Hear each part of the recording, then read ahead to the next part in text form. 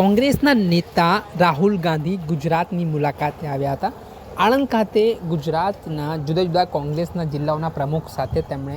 એક પ્રશિક્ષણ શિબિર યોજી હતી. આ પ્રશિક્ષણ શિબિરમાં આગામી 2027માં કોંગ્રેસ કેવી રીતે મજબૂત બનશે, કયા કયા મુદ્દાઓને ધ્યાનમાં રાખીને લોકો વચ્ચે જવું છે, તમામ બાબતે ઊંડાણપૂર્વક ચર્ચા કરવામાં આવી. ત્યારે આ મામલે ગુજરાત કોંગ્રેસના પ્રદેશ પ્રમુખ અમિત ચાવડાનું પણ નિવેદન સામે આવ્યું છે.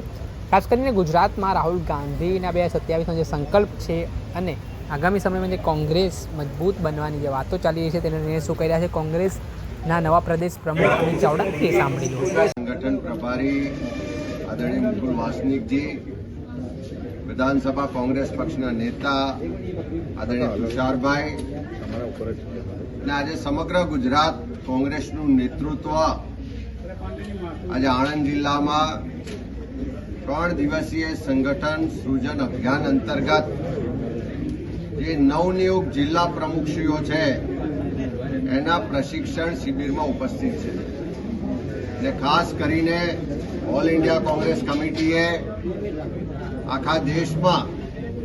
2025ના વર્ષને સંગઠન વર્ષ તરીકે ઉજવવાનું નક્કી કર્યું અને એના જ ભાગ સ્વરૂપ સંગઠન સૃજન અભિયાનની શરૂઆત ગુજરાતથી કરવામાં આવી. ને રાહુલજીનો ગુજરાત સાથેનો નાતો,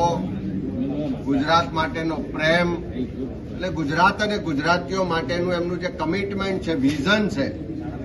એના ભાગ સ્વરૂપ સંગઠન સૃજન અભિયાનની શરૂઆતના પહેલા દિવસથી રાહુલજીએ કીધું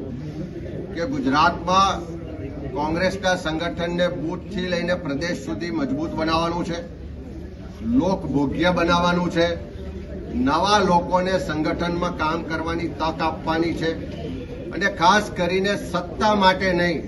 પણ 3 દાયકાના ભારતીય જનતા પાર્ટીના જે કુશાસન છે, ભય, ભૂખ અને ભ્રષ્ટાચારનું જે રાજ ચાલે છે, જે અધિકારી રાજ ને કમિશન રાજ ચાલે છે અને એમાં લોકો હેરાન પરેશાન છે, જે ભય, ડર અને અત્યાચાર, અન્યાયની રાજનીતિ થઈ રહી છે, જેની સામે લોકોની વચ્ચે જઈ લોકોના પ્રશ્નોને ઉઠાવી બધાને સાથે જોડી અને એક અધિકારની લડાઈ લડાય, ન્યાયની લડાઈ લડાય એ હેતુ સાથે સંગઠનને વેગવંતું બનાવવું છે. આજે 3 દિવસની જિલ્લા કોંગ્રેસ સમિતિની શિબિરમાં રાહુલજી અહીંયા ઉપસ્થિત છે એ જ બતાવે છે કે ગુજરાત માટે કેટલી અગત્યતા રાખે છે. આજે શિબિર દરમિયાન પણ રાહુલજીએ વાતનો ઉલ્લેખ કર્યો કે ગુજરાતના કોઈ પણ જિલ્લામાં કોઈ પણ પ્રશ્ન માટે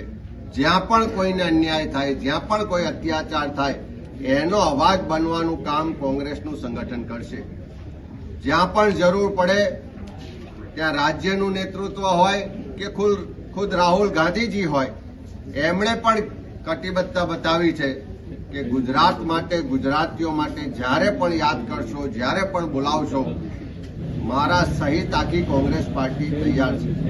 ત્યારે આ 3 દિવસના તાલીમ શિબિરમાં સંગઠનની સમીક્ષા, નવું સંગઠન બનાવવાની પ્રક્રિયા, ગુજરાતના અલગ અલગ વિસ્તારોમાં કયા મુદ્દાઓ છે, કયા પ્રશ્નો છે, આવનારા સમયમાં પ્રજાલક્ષી કાર્યક્રમો, લોકોના મુદ્દાઓને લઈને આંદોલનો અને એ સહિત ગો ટુ ધ પીપલ, લોકો વચ્ચે જઈ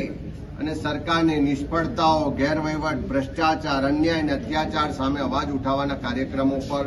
આ 3 દિવસમાં વિસ્તૃત ચર્ચા થશે. શિબિરના અંતિમ દિવસે ગુજરાત કોંગ્રેસની આખી ટીમ કોંગ્રેસ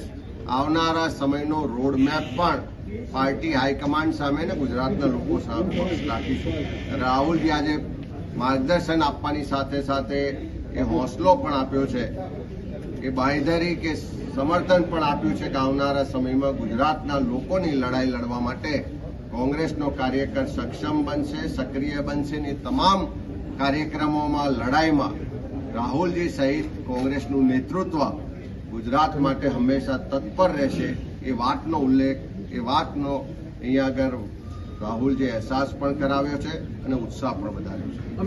અમિતભાઈ ન્યૂઝને આપ લાઈક કરી લો, સબસ્ક્રાઇબ કરી લો અને શેર કરવાનું ભૂલતા નહીં.